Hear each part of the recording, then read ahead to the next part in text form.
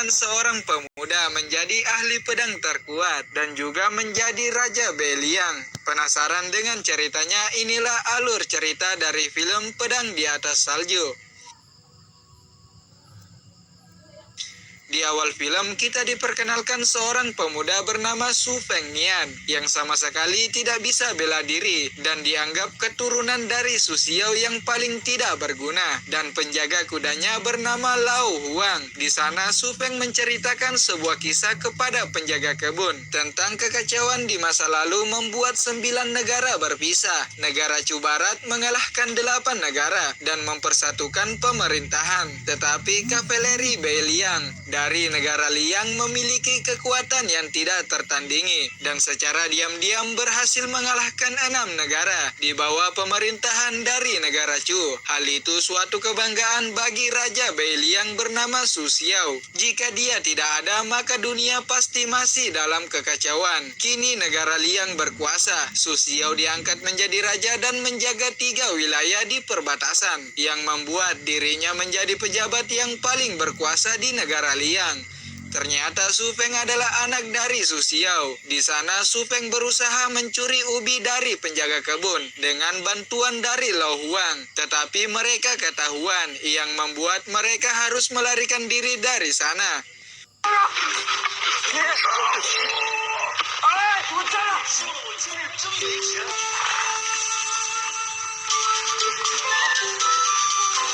Su Feng harus tertangkap oleh penjaga kebun. Kemudian terlihat Su Feng sampai di tepi sungai dan melihat Lao Huang yang telah membakar dan menghabiskan ubi yang mereka curi sebelumnya.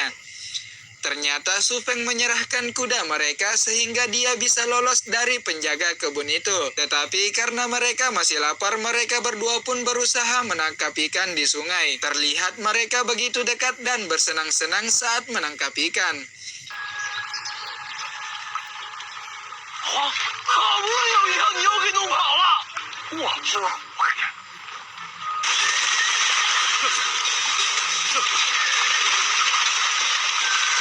Hingga tiba-tiba sekelompok bandit datang menghampiri mereka, yang membuat mereka menjadi waspada. Tetapi pemimpin bandit hanya mengajak mereka ke sebuah kuil untuk makan daging.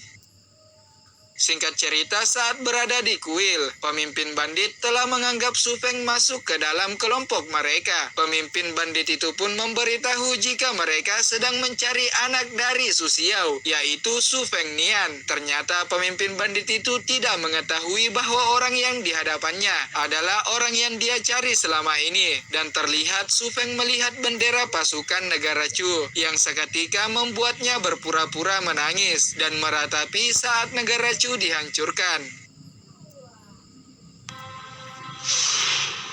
Kita pun diperlihatkan masa lalu, yang mana negara Chu sangat yakin bahwa 120.000 pasukannya tidak terkalahkan, tetapi akhirnya dikalahkan oleh kavaleri Beiliang. Dan di sana Su Feng pun berpura-pura bahwa dia sangat menaruh dendam pada kavaleri Beiliang dan Su Xiao.